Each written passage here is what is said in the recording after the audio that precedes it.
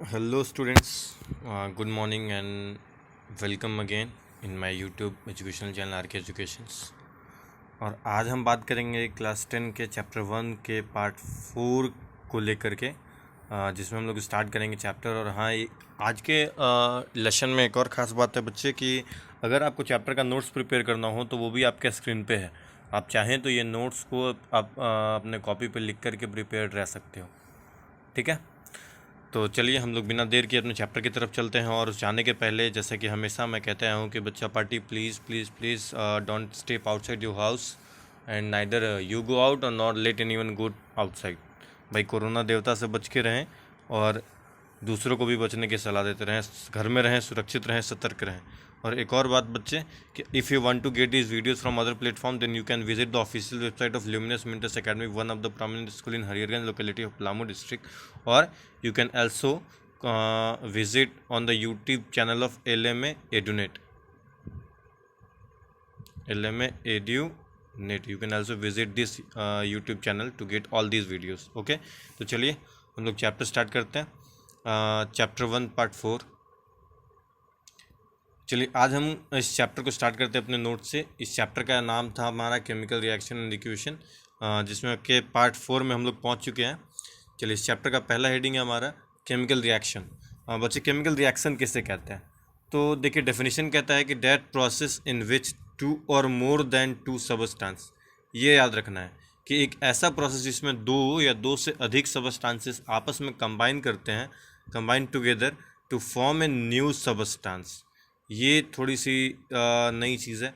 कह रहा है कि मान लेते हैं कि यहाँ पे दो सबस्टांस मिलता है, सपोज कर लेते हैं कि A प्लस बी मिलकर के C बनाता है। तो एक केमिकल रिएक्शन होने के लिए का पहचान है कि अगर A और B दोनों आपस में जब भी कंबाइन करेगा तो कंबाइन करने के बाद जो C बनेगा इसकी प्रॉपर्टीज़ बिल्कुल ही डिफरेंट होगी। जैसे सपोज कर लो कि ये दोनों दो एक गैसीय स्टेट में है और एक और ये भी गैसीय स्टेट में है, लेकिन रिजल्ट जो मिला वो लिक्विड मिला।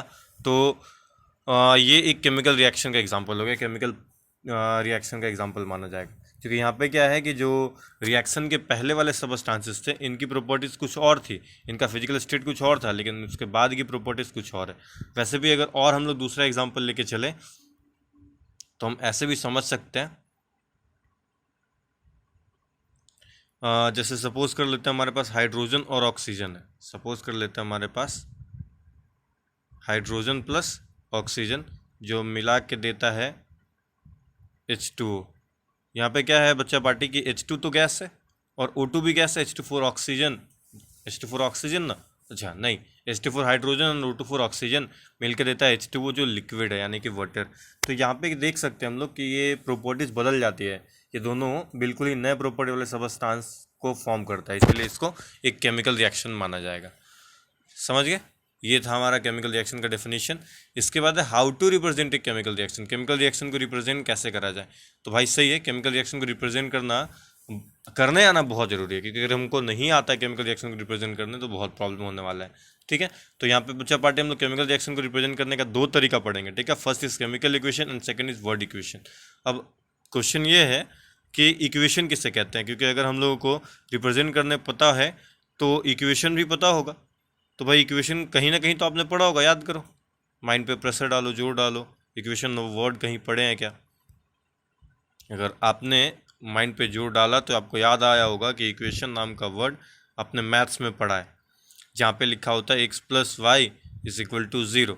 तो ये एक इक्वेशन माना जाता है, क्योंकि यहाँ पे वेरिएबल्स कुछ symbols plus minus arithmetic sign के साथ जुड़े हुए हैं और साथ में उसके आरएचएस पार्ट में भी कुछ है, मतलब कि कंपैरिजन हो रहा है यहाँ पे।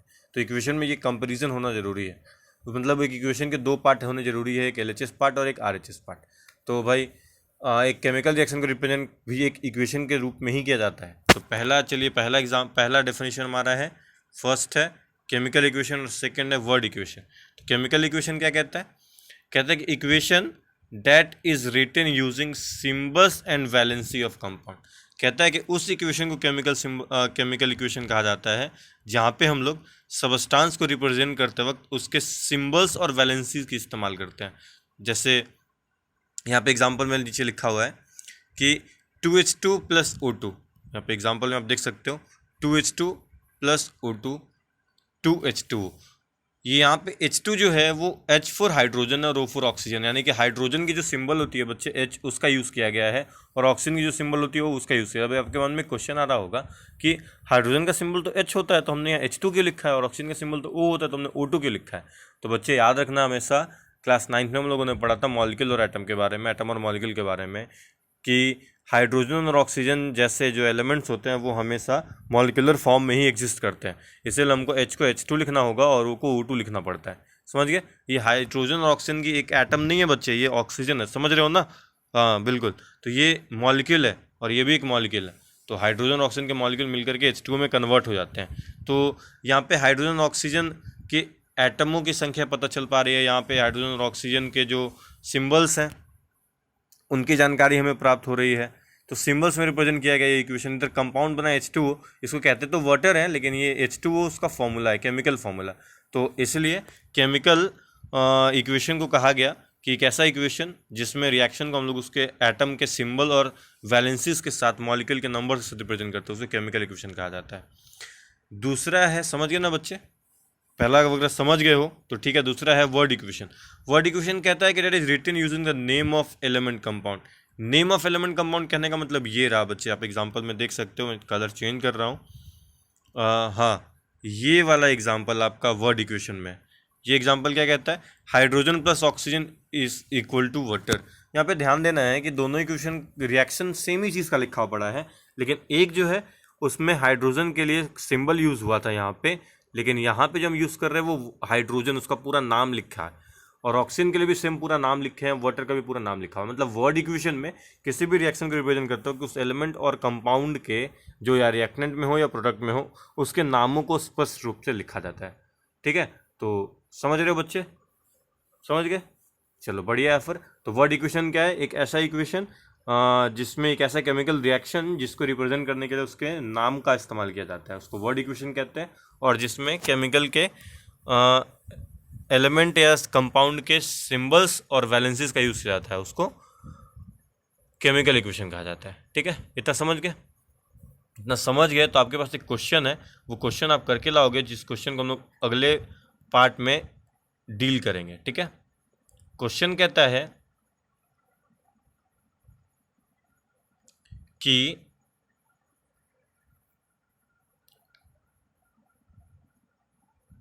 which equation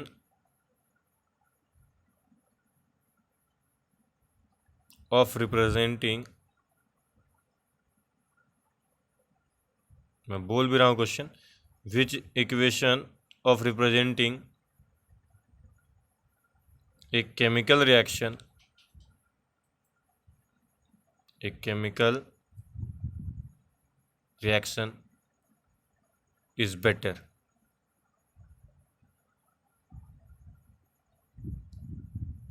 is better. तो आपको बताना है कि कौन सा टाइप का केमिकल इक्वेशन या वर्ड इक्वेशन बेहतर है किसी भी केमिकल रिएक्शन को रिप्रेजेंट करने के लिए। ठीक है, आप ये क्वेश्चन करके लाओगे। आगे बढ़ते हम लोग। तो हम लोग का अगला पॉइंट है कि what are the identification of a chemical reaction. इसको पढ़ना, इसको हम लोगों ने डिस्कशन किया था इसी चैप्टर के वीडियो का पार्ट नंबर 3 में, जिसमें हम लोगों ने पढ़ा था चैप्टर 1 का पार्ट जो 3 वीडियो था, उसमें बताया गया था ये सारी चीज़ों के बारे में कि केमिकल रिएक्शन हुआ है या नहीं हुआ है, इसको पहचानने के लिए क्या क्या आइडेंटिफिकेशंस है। तो पहला चेंज इन स्टेट है, दूसरा चेंज इन टेम्परेचर है, तीसरा चेंज इन कलर है, चौथा इवोल्यूशन ऑफ गैस है, पाँचवा फॉर्मेशन ऑफ प्रिसिपिटेट। ये प्रिसिपिटेट क्या होता है? तो कहते हैं, चलिए बारी बारी समझते हैं। चेंज इन स्टेट कहने का मतलब हुआ कि जब किसी भी सब्सटेंस, जब कोई भी केमिकल रिएक्शन हो रहा है तो उस केमिकल रिएक्शन में रिएक्शन के पहले जो सब्सटेंसेस थे उनके फिजिकल स्टेट्स कुछ और हैं, और रिएक्शन के बाद के जो सब्सटेंस हैं उनके फिजिकल स्टेट कुछ और है। तो अगर स्टेट में बदलाव आता है तो हम कह सकते हैं कि वहाँ पे केमिकल रिएक्शन हुआ है। जैसे नीचे दिए गए एग्जांपल में C+O2, तो C सपोज यहाँ पे अगर सॉलिड है तो ऑक्सीजन हमारा C सॉलिड मतलब कोल के फॉर्म में अगर हो तो कोल तो सॉलिड ही होता है, प्लस O2 हमारा गैस है, ऑक्सीजन गैस है, लेकिन रिएक्शन के बाद जो CO2 मिल रहा है वो भी गैस ही है, मतलब जो सॉलिड था वो बिल्कुल गायब हो चुका है। और दूसरा एग्जांपल्स ले सकते हैं हम लोग, हाइड्रोजन ऑक्सीजन मिलके जो वाटर बनाता है उसमें भी सेम चीज़ है, गैसियस स्टेट में होता है हाइड्रोजन और ऑक्सीजन, वाटर तो लिक्विड स्टेट में होता है। तो एक फिजिकल के साथ साथ केमिकल चेंज भी है। तो ये केमिकल रिएक्शन का एग्जांपल है। अगर केमिकल रिएक्शन का पहला पहचान कि रिएक्शन होते वक्त सबस्टांस के स्टेट में चेंज आना चाहिए। दूसरा पॉइंट चेंज इन टेम्परेचर। वहाँ पे कि एक्टिविटी नंबर 1.2 और 3 में था बच्चे कि अगर जिंक को HCl में डाला जाए तो क्या होगा। हम लोगों ने वहाँ पे डिटेल में देखा था। अगर आपको चाहिए तो आप वो पार्ट जाके वीडियो का देख सकते हैं, जिसमें हम लोगों ने पढ़ा था कि अगर जब जिंक को HCl से भरे टेस्ट ट्यूब में डाला जाता है तो कंटेनर का टेम्परेचर बढ़ जाता है। ये बताता है कि वहाँ पे सब टेम्परेचर में परिवर्तन आ रहा है, मतलब वहाँ पे भी एक केमिकल रिएक्शन हो रहा है। तीसरा चेंज इन कलर। अगर मान लेते सबस्टांस का रिएक्शन के पहले कलर कुछ और था, रिएक्शन के बाद जो प्रोडक्ट मिला उसका कलर कुछ और है। जैसे वहीं पे एक एक्टिविटी हुई थी जिसमें देखा गया था कि कलर में चेंजेस आए हैं या नहीं आए हैं। और भी दूसरा एग्जांपल हम ले सकते हैं। अगर हम लोग CuSO4 अगर लेते हैं, सपोज कर लेते हैं कि हमारे पास CuSO4 है जिसको कॉपर सल्फेट कहते हैं। सपोज हमारे पास CuSO4 है, अगर इसको में हम लोग आयरन डाल देते हैं, CuSO4 में अगर हम लोग आयरन डाल देते हैं तो इसका कलर जो होता है वो चेंज हो जाता है, वो FeSO4 फॉर्म कर लेगा, साथ में Cu रिलीज कर देगा। तो इसका कलर जो पहले स्टार्टिंग में ब्लू था, ब्लू से ग्रीन हो जाएगा। यही खास बात है इस रिएक्शन की। तो चेंज इन कलर भी एक अहम पहचान होता है रिएक्शन का। Evolution of gas. तो जब रिएक्शन होते वक्त किसी गैस का रिलीज होता है तो वो भी एक केमिकल रिएक्शन का एग्जांपल होता है, पहचान होता है। और पांचवा फॉर्मेशन ऑफ प्रेसिपिटेट। प्रेसिपिटेट का मतलब होता है insoluble substance form during reaction. किसी रिएक्शन में ऐसा कोई इनसॉल्युबल सबस्टांस फॉर्म हुआ है जो उस सॉल्यूट में सॉल्युबल नहीं हो पा रहा है, तो उसको हम लोग बोलते हैं प्रेसिपिटेट। जो नीचे या तो बैठ जाता है या तैरते रहता है बट कंप्लीटली वो सबस्टांस घुल नहीं पाता, तो उसको हम लोग बोलते हैं प्रेसिपिटेट। जैसे फॉर एग्जांपल अगर पोटेशियम आयोडाइड को एग्जांपल के लिए हम नीचे इरेज करना पड़ेगा, इरेज करते हैं हम लोग। प्रेसिपिटेट का एग्जांपल लेना है हमें। तो अगर एक एग्जांपल लेते हैं कि बेरियम सल्फेट को पोटेशियम आयोडाइड से कंबाइन करा देंगे तो एक रिजल्ट मिलेगा K2SO4 प्लस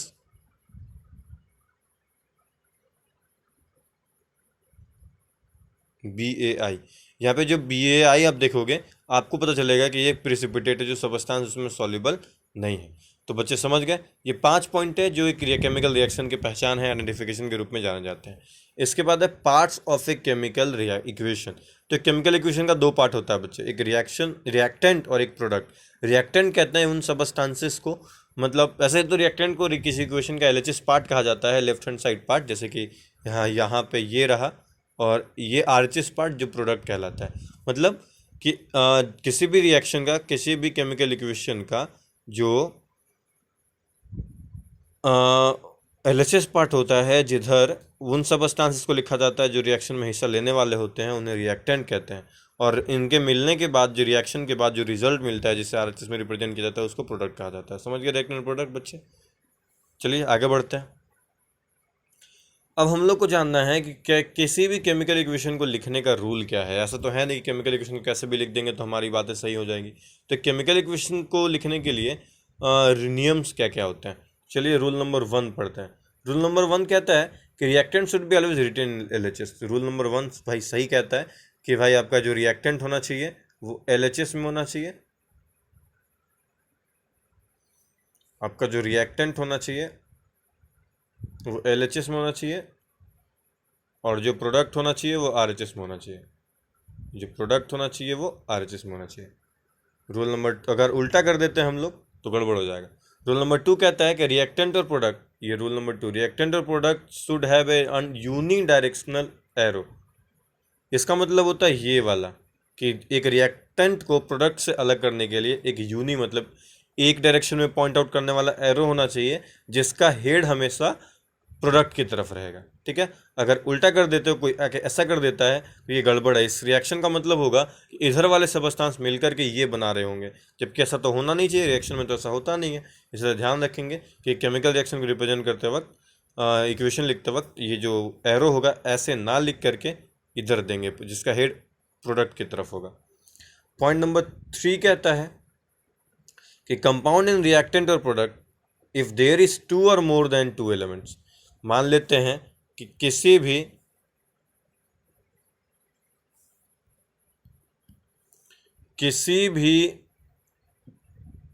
रिएक्शन को रिप्रेजेंट करते वक्त हम देख रहे हैं कि रिएक्टेंट में 2 या 2 से ज़्यादा सबस्टांस है, प्रोडक्ट में 2 या 2 से ज़्यादा सबस्टांस है।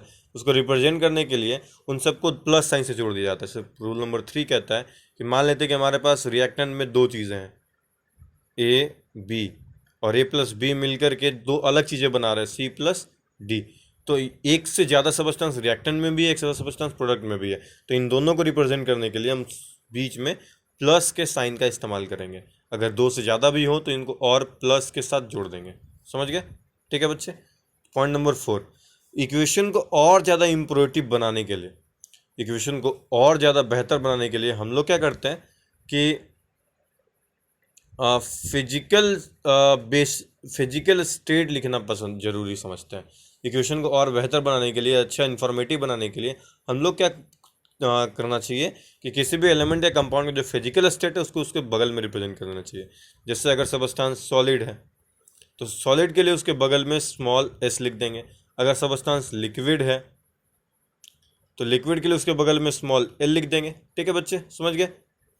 अगर सबस्टांस गैसियस स्टेट में है तो गैसियस स्टेट के लिए क्या करेंगे, गैस के लिए ब्रैकेट में स्मॉल g का यूज़ कर सकते हो, और अपवर्ड एरो का इस्तेमाल भी किया जाता है। अगर किसी भी कंपाउंड के बगल में ब्रैकेट में अपवर्ड एरो का इस्तेमाल किया गया है तो आप समझ लेना कि वो गैसियस स्टेट में है। फॉर प्रेसिपिटेट, मान लेते हैं कि रिएक्शन में कोई ऐसा सबस्टांस मिला जो घुलने वाला नहीं हो, इनसॉल्युबल हो, तो उसके लिए हम लोग उसके बगल में स्मॉल ppt लिख देते हैं, और नहीं तो डाउनवर्ड एरो का इस्तेमाल कर लेते हैं। अपवर्ड एरो मतलब गैस, डाउनवर्ड एरो मतलब प्रेसिपिटेट। अगर एक्वस सॉल्यूशन होता है, अगर पानी में घोल करके सबस्टांस तैयार किया गया हो जिसमें पानी का अमाउंट ज़्यादा हो, तो हम लोग क्या करेंगे, ज़्यादा हो या कम हो, अगर पानी के साथ मिलाया गया तो उसके बगल में हम लोग AQ, स्मॉल AQ लिखते हैं, इसका मतलब एक्वस हो जाता है। अगर कंसंट्रेशन बेसिस पे लिखना पड़ता है कि अब कौन ज़्यादा है, वाटर ज़्यादा है कि सबस्टांस, मेन सबस्टांस ज़्यादा है, तो अगर वाटर ज़्यादा होगा तो उसके लिए हम लोग DIL मतलब डाइल्यूट वर्ड का यूज़ करते हैं उसके पहले, और अगर इस वाटर कम हो कंसंट्रेशन में तो उसके लिए कॉन्क का इस्तेमाल करते हैं, यानी CONC, conc for concentrated. Conc का मतलब कॉन्सनट्रेटेड। अब याद रखना है यहाँ पे कि अगर सबस्टांस का फिजिकल स्टेट रिप्रेजेंट करते हैं तो इक्वेशन और ज़्यादा इन्फॉर्मेटिव हो जाता है। अगर वो सॉलिड तो स्मॉल s, लिक्विड तो स्मॉल l, गैस तो स्मॉल g और अपवर्ड एरो, प्रेसिपिटेट तो PPT और डाउनवर्ड एरो, एक्वस तो AQ, डाइल्यूट तो DIL, कॉन्सनट्रेटेड तो CONC। यहाँ पे एक्वस, डाइल्यूट और कंसनट्रेटेड ये वर्ड में ऐसे ही लिखा जाता है। अगला, इसके बाद अगला पॉइंट कहता है कि equation should be balanced to follow the law of conservation of mass. भाई बात तो सही है कि किसी भी केमिकल इक्वेशन को, किसी भी केमिकल रिएक्शन को, इनफैक्ट कि सारे केमिकल रिएक्शन को लॉ ऑफ कंजर्वेशन ऑफ मास को फॉलो करना जरूरी है। इसीलिए कहते हैं कि कोई भी केमिकल इक्वेशन को रिप्रेजेंट करते वक्त उसका बैलेंस रहना बहुत ज़रूरी है, और हम उसे बैलेंस जरूर करेंगे। इसके बाद है, हम आगे पार्ट में सीखेंगे इक्वेशन को बैलेंस कैसे करें। इसके बाद कहता है कि if there is any condition, मान लेते हैं कि किसी भी रिएक्शन को कराते वक्त उस वहाँ पे कोई कंडीशन आ जाती है। भाई मुझे सपोज कर लो कि भाई तुम लोग करते हो ना भाई, अगर कुछ चाहिए तो उसके बदले में ये करोगे तो ये करेंगे, तो वही शर्त है, कंडीशन है कि अगर किसी रिएक्शन को कराने के लिए कोई कंडीशन है, जैसे मान लेते हैं कि मैग्नीशियम के रिबन को जलाना होता है, तो हम लोग क्या करते हैं, Mg को O में रख देते तो जलता नहीं है, तो उसके लिए हम इसको हीट करना पड़ता है। तो मतलब शर्त है कि अगर मैग्नीशियम को ऑक्सीजन से रिएक्शन करके MgO बनाना है तो उसके लिए क्या करना होगा, उसको हीट करना होगा। तो ये जो हीट होगा वो कंडीशन है जिसको हम लोग एरो के ऊपर रिप्रेजेंट करेंगे। तो इस तरीके से जितने भी तरह के कंडीशंस होंगे किसी भी रिएक्शन के, उसको हम लोग LHS और RHS के बीच में, रिएक्टेंट और प्रोडक्ट के बीच में जो एरो होता है उस पर रिप्रेजेंट करते हैं। समझ गए बच्चे सारे के सारे? चलिए बढ़िया है। चलिए अब आते हैं हम लोग टाइप्स ऑफ केमिकल इक्वेशन पे। तो केमिकल इक्वेशन 2 तरह का होता है बच्चे। पहला एक बैलेंस्ड केमिकल इक्वेशन और दूसरा अनबैलेंस्ड केमिकल इक्वेशन और स्केलेटल केमिकल इक्वेशन। ठीक है, कि बैलेंस केमिकल इक्वेशन क्या होता है? तो कहते हैं बैलेंस का मतलब तो आप सबको पता है, बैलेंस का मतलब होता है संतुलित। मतलब वैसे बैलेंस का मतलब आप समझते होगे तराजू।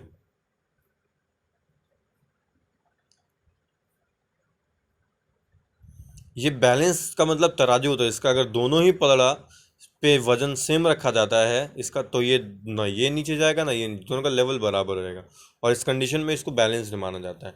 आप फिजिक्स में 9th में भी पढ़ चुके हो बैलेंस फोर्स, मतलब जब दो फोर्सेस लगे हों दोनों का वैल्यू बराबर हो तो उसको बैलेंस फोर्स कहा जाता है। उसी तरीके से बैलेंस केमिकल इक्वेशन का किसको कहेंगे? तो एक बैलेंस केमिकल इक्वेशन का मतलब होता है कि एक ऐसे टाइप का केमिकल रिएक्शन जिसमें रिएक्टेंट का जो टोटल मास है वो प्रोडक्ट के टोटल मास के बराबर होगा, जिसमें रिएक्टेंट में जितने भी एलिमेंट शामिल हैं उन सब के एटमों की संख्या प्रोडक्ट में जो रिजल्ट मिला वहाँ पे एटमों की संख्या के बराबर होनी चाहिए। That type of chemical equation in which atoms of each element in reactant is equal to the number of atom of corresponding element in product। कैसा है भाई? जैसे यहाँ पे लिखा पड़ा है कि 2H2 प्लस O2 2H2, यहाँ पे कितना है? हाइड्रोजन के एलिमेंट 4 है, ऑक्सीजन के एलिमेंट 2 है। वही चीज़ प्रोडक्ट में देखा जाए तो प्रोडक्ट में भी सेम चीज़ है, प्रोडक्ट में भी 2 × 2 मिलके 4 हो जाता है और ऑक्सीजन 2 है। इसका मतलब रिएक्टेंट में जितने हाइड्रोजन है प्रोडक्ट में भी उतना ही हाइड्रोजन है, रिएक्टेंट में जितने ऑक्सीजन है प्रोडक्ट में भी उतने ही ऑक्सीजन के आइटम है। इसीलिए इस तरह के केमिकल इक्वेशन को बैलेंस केमिकल इक्वेशन माना जाता है। समझ गए बच्चे? अभी हम लोग सीखेंगे कि कैसे बैलेंस करेंगे। इसके बाद अनबैलेंस और अस्केलेटल केमिकल इक्वेशन। तो एक ऐसा टाइप का केमिकल इक्वेशन जो अनबैलेंस्ड होता है, यानी कि that type of chemical equation in which atom of each element in reactant is not equal to the number of atom of corresponding element. मतलब अगर हम लोग मान लेते हैं कि यहाँ पे एक एग्जांपल लिखा पड़ा, एक इक्वेशन ऐसा हो जिसमें रिएक्टेंट के साइड में जो एलिमेंट्स हैं उनके एटमों की संख्या और प्रोडक्ट के में एलिमेंट जो भी है कॉरेस्पॉन्डिंग वाले उनके एटमों की संख्या बराबर ना हो। जब भी मैं कॉरेस्पॉन्डिंग बोलता हूँ इसका मतलब होता है कि वही एलिमेंट जो रिएक्टेंट में है उसी को हम देख रहे हैं प्रोडक्ट में। अगर हाइड्रोजन रिएक्टेंट में कंपेयर कर रहे हैं तो हाइड्रोजन ही प्रोडक्ट में भी कंपेयर करेंगे, इन्हीं के हाइड्रोजन रिएक्टेंट में कंपेयर करेंगे और ऑक्सीजन प्रोडक्ट में, ऐसा नहीं। अब यहाँ पे देख रहे हैं कि इस साइड में हाइड्रोजन जो है वो 2 है और ऑक्सीजन जो है वो भी 2 है।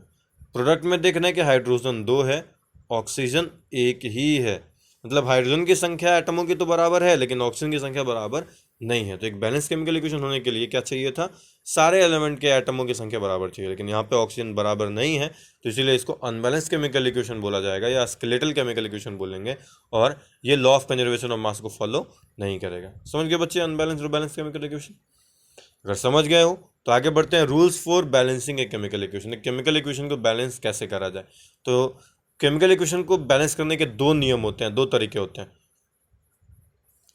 एक तरीका होता है, एक नियम को कहते हैं हम लोग ट्रायल एंड एरर मेथड और हिट और ट्रायल मेथड, और दूसरे को कहते हैं अलजेब्राइक मेथड। हम लोग पहला वाला का बात करेंगे, इस हिट अलजेब्राइक मेथड का बाद में बात करेंगे। हम लोग पहले हिट एंड ट्रायल मेथड का बात करेंगे। स्टेप नंबर 1 कहता है कि count the number of atoms of each element in reactant product. किसी भी एलिमेंट, किसी भी केमिकल इक्वेशन को बैलेंस करने का पहला स्टेप कहता है कि भाई रिएक्टेंट साइड में जो एलिमेंट्स शामिल हैं उनके एटमों की संख्या पहले आप काउंट करके नोट कर लो। जैसे कि यहाँ पे हमने नोट देखा था कि हाइड्रोजन 2 है तो हमने नोट कर लिया हाइड्रोजन 2 है, ऑक्सीजन 2 है नोट कर लिया ऑक्सीजन 2 है। उसके बाद प्रोडक्ट में भी देख लिया हमने, हाइड्रोजन कितना है 2 है और ऑक्सीजन कितना है 1 है। चलिए पहला स्टेप हमारा कंप्लीट होता है। रिएक्टेंट और प्रोडक्ट में हम लोगों ने एलिमेंट की कॉरेस्पॉन्डिंग एलिमेंट की संख्या को काउंट कर लिया। अभी पाया गया कि ये बैलेंस्ड नहीं है। स्टेप नंबर 2 कहता है मल्टीप्लाई, ये है step number 2, multiply the element और कंपाउंड्स। बैलेंस करने के चक्कर में एलिमेंट या कंपाउंड को डिजायर्ड होल नंबर से मल्टीप्लाई करेंगे। हम लोगों ने यहाँ पे देखा था कि इक्वेशन जो था H2 प्लस O2 जो देता है H2O, यहाँ पे हम देख रहे थे कि इस साइड में H तो 2 था और O 1 है, यहाँ पे H 2 है O 1 है, तो 1 को 2 बनाने के लिए कितने से मल्टीप्लाई करेंगे? 1 को 2 बनाने के लिए 2 से मल्टीप्लाई करेंगे।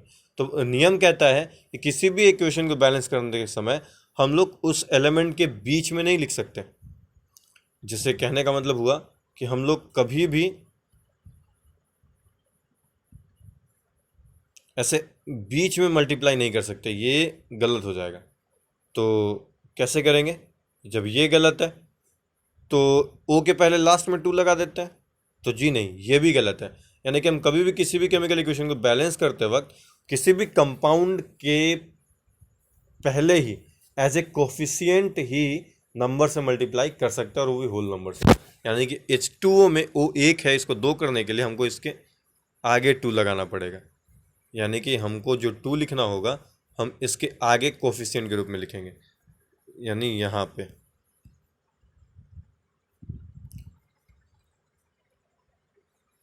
ये रहा, लिख दिया हमने 2। अब हमारा यहाँ पे H जो हो गया वो 2 2 ज़ा 4 हो गया। H जो हो गया हमारा वो 4 हो गया, और ऑक्सीजन यहाँ पे कितना हो गया? 2। अब इस साइड क्या है हमारे पास? इस साइड हमारे पास हाइड्रोजन 2 है और ऑक्सीजन 2 है। तो अब हाइड्रोजन को 4 करना होगा। तो चलिए अगला स्टेप कहता है कि कंटिन्यू डूइंग इट अंटिल। अब तब तक ये होल नंबर लेने वाला सिस्टम, मल्टीप्लाई करने वाला सिस्टम जारी रखना है जब तक कि दोनों ही साइड में हम एलिमेंट को बराबर ना कर लेते हैं। यहाँ पे देखते हैं हम लोग, हाइड्रोजन तो 2 से 2 होकर 4 हो गया, और यहाँ पे हाइड्रोजन 2 ही है। तो अभी इस 2 को 4 करने के लिए क्या करना पड़ेगा? 2 से मल्टीप्लाई। तो जैसा कि पीछे मल्टीप्लाई कर नहीं सकते तो इसके आगे 2 से मल्टीप्लाई करते हैं। तो अब हाइड्रोजन भी हमारा 2 से कितना हो गया? 4 हो गया। यानी कि अब हाइड्रोजन 4, ऑक्सीजन को मल्टीप्लाई करने की जरूरत नहीं, क्योंकि ऑक्सीजन 2 और 2 हो चुका था। तो अब हमारा ये हाइड्रोजन और ऑक्सीजन की संख्या, प्रोडक्ट के हाइड्रोजन और ऑक्सीजन की संख्या के बराबर हो गया। तो इस तरह यहाँ पे हाइड्रोजन भी 2, ऑक्सीजन भी 2, हाइड्रोजन भी 2 और ऑक्सीजन 1, तो मल्टीप्लाई किया गया इसको 2 से, और हाइड्रोजन 2, हाइड्रोजन 4। चलिए इसको स्टेप वाइज कैसे किया? स्टेप 1 में क्या किया गया था कि एटम को कंपेयर किया गया, रिएक्टेंट में hydrogen 2, oxygen 2, hydrogen 2, oxygen 1। Step 2, अब इसमें H2O को 2 से मल्टीप्लाई कर दिए। यहाँ पे ये रहा, H2O को 2 से मल्टीप्लाई कर दिया गया, तो इधर हाइड्रोजन 4 हो गया और ऑक्सीजन 2 है। इधर हाइड्रोजन 2 ही था, ऑक्सीजन 2 था। इसके बाद इसके अगले स्टेप में क्या किया गया कि H2 को 4 करने के लिए, ये रहा, H2 को 4 करने के लिए इसको 2 से मल्टीप्लाई कर दिया गया, और हाइड्रोजन 4 हो गया, जो प्रोडक्ट में हाइड्रोजन ऑलरेडी 4 हो चुका था। ऑक्सीजन 2 है, इधर ऑक्सीजन 2 कर दिया गया था। अब नाउ इक्वेशन जो है वो आपका बैलेंस्ड हो गया, और इस मेथड को हम लोग heat and trial method of balancing a chemical equation कहते हैं। सपोज हम लोग दूसरा एग्जांपल लेते हैं। हमारे पास एक और एग्जांपल है, हमारे पास C+O2, रिजल्ट मिलता है CO2। यहाँ पे हमारे पास क्या है? कार्बन 1 है, ऑक्सीजन 2 है। इधर क्या है हमारे पास? कार्बन 1 है, ऑक्सीजन 2 है। ये तो ऑलरेडी बैलेंस्ड है भाई। चलिए चेंज करते हैं एग्जांपल दूसरा लेते हैं। लास्ट एग्जांपल है,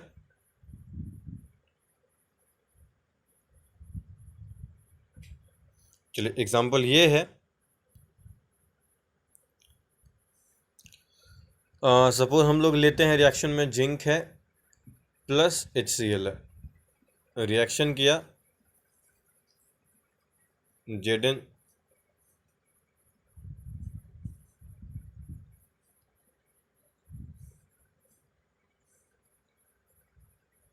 ZnCl2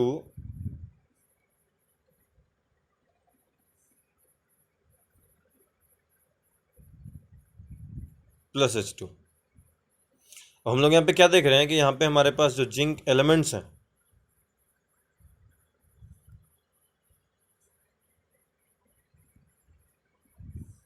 वो जिंक 1 है, हाइड्रोजन 1 है, Cl 1 है। इस साइड जिंक 1 है, Cl 2 है और H भी 2 है। हम यहाँ पे देख रहे हैं कि हाइड्रोजन LHS में जिंक की संख्या RHS में जिंक की संख्या के बराबर है। LHS में हाइड्रोजन की संख्या LHS के हाइड्रोजन की संख्या के बराबर नहीं है। LHS में क्लोरीन की संख्या RHS में क्लोरीन की संख्या के बराबर नहीं है। तो इधर 1 को 2 करने के लिए हमको 2 से मल्टीप्लाई करना था। अगर हम यहाँ पे हाइड्रोजन और Cl को 1 से 2 करने के लिए मल्टीप्लाई करना चाहे तो बीच में या पीछे मल्टीप्लाई नहीं कर सकते, इसको हमको इसके आगे करना पड़ेगा। तो ये कर देते हैं हम लोग, हो गया कोफिशिएंट के रूप में करते ही हो गया ये 2HCl, मतलब H भी 2 टाइम्स इंक्रीज हो गया और Cl भी 2 टाइम्स हो गया। मतलब अब ये हमारा जो एलिमेंट्स था वो 1 नहीं रहा, ये 1 से 2 हो चुका है और Cl भी 1 से 2 हो चुका है। तो कंपेयर करो, फिर से करो, जिंक 1 LHS में, RHS में जिंक 1, हाइड्रोजन LHS में 2, RHS में 2, क्लोरीन LHS में 2, RHS में 2, मतलब अब ये इक्वेशन भी हमारा बैलेंस्ड हो गया। चलिए, तो ये हमारा था केमिस्ट्री क्लास 10 चैप्टर 1 पार्ट 4, जिसमें हमने कम से कम बैलेंसिंग ए केमिकल इक्वेशन तक पढ़ा। ठीक है, साथ में नोट्स भी है, आप चाहो तो नोट्स भी प्रिपेयर करते चल सकते हो। अगर आपको यहाँ पे कोई भी परेशानी हुई हो, अगर अभी भी आपके मन में कोई भी क्वेश्चन रह गया हो, कोई भी डाउट रह गया हो, तो आप हमें व्हाट्सएप पे कांटेक्ट कर सकते हैं। ये हमारा व्हाट्सएप कांटेक्ट हुआ, जिससे आपके सारे प्रॉब्लम को कोशिश करेंगे हम कि दूर कर दें। ठीक है, आप इस पे हमें संपर्क कर सकते हैं, अपने डाउट पूछ सकते हैं, और आप चाहें तो इस वीडियो के कमेंट सेक्शन में जाकर के भी अपने डाउट्स को क्लियर कर सकते हैं। ठीक है, अगर आपको हमारा वीडियो पसंद आया हो तो प्लीज़ लाइक, सब्सक्राइब और शेयर करना ना भूलें। और साथ ही साथ अगर आपको कोई भी क्वेश्चन, प्रॉब्लम और क्वेरी रहता है इसमें, तो आप कमेंट सेक्शन में पूछ सकते हैं। आप कोरोना का टाइम चल रहा है तो घर में रहें, सुरक्षित रहें, और इस तक की कोई भी वीडियो आप ल्यूमिनस मिनरल्स एकेडमी के ऑफिशियल वेबसाइट या उसके यूट्यूब चैनल पे प्राप्त कर सकते हैं। ठीक है बच्चे, चलिए आते रहो, पढ़ते रहो, सीखते रहो, हमेशा खुश रहो। May God bless you. Bye bye.